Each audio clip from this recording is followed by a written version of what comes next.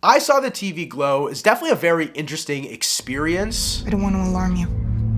Do you remember a TV show we used to watch together? It was called... I just saw this film at South by Southwest, and after hearing great things about the movie, I will say it didn't really click for me. A shot down left field for sure. This movie is undeniably creatively ballsy, but it just didn't work for me. And before we get into more of my thoughts on I Saw the TV Glow, if you've seen or want to check this movie out, let me know what you guys thought about it in the comments down below. But I think the biggest praise I can give this movie is for unapologetically being personal. I can tell that the director really needed to tell this story. It's a story that I feel like for people that can relate to it, I think it's going to be amazing. It's going to be a 5-bagger. It's going to be a masterpiece, a masterclass in all areas. I think technically this movie works really well. I think the visual style of it is pretty unique. I mean, it's giving like student film storyboard a little bit, but it's so bright, it's so vibrant, but also so dark and just neon-esque. It does so many different visual things at once that you can't help but kind of be entranced into the world, at least. I want to talk about the acting because that is definitely what connected me most to this film. But I want to start with the story itself because sadly, I just didn't connect to the content of it.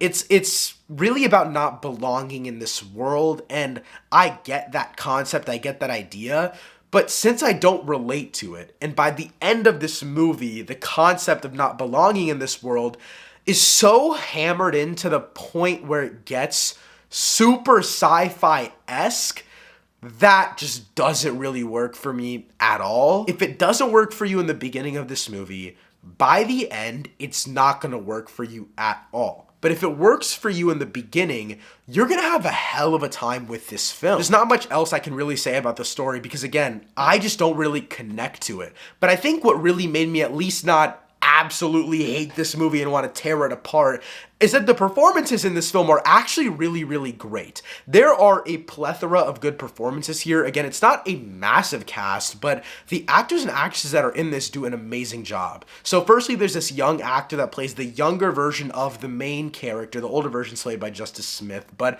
I think the young actor is so great. He's not in the movie for very long, but for what he has in this film, he truly portrays a child that is exposed to this thing that's gonna change his life forever, but he just doesn't know it yet. Yet it feels like in the back of your mind, this character is being portrayed so well that you think he knows it. I was blown away by this performance. And again, it's not in the movie for very long, so I don't think it's like the best of the entire film, but it's a very great performance, and that kind of leads you into Justice Smith's performance, and he plays a very long-winded character. Like, this film takes place over a decent amount of time just because of how the story really plays out, and so I think Justice Smith does an amazing job of taking this character from a young age to a very old age, and being able to transform all of these ideas throughout a lifetime, really. And it's weird because I've been watching Justice Smith since I was really young and he was really young as an actor. And to see him transform into this character that, no, this isn't like a big blockbuster action or like drama film or thriller or sci-fi anything. It's not that. But it kind of feels like that because this story is so sci-fi in a sense that Justice Smith gets to put on an acting masterclass and he gets to make this story feel so grand and big while it is still just a very personal tale that feels like it's directly from the pen of the auteur. Bridget Lundy Payne is the lead actress in this film, and she really makes this relationship between her and Justice Smith's character very valuable. They make this relationship feel so real. The connection is so real.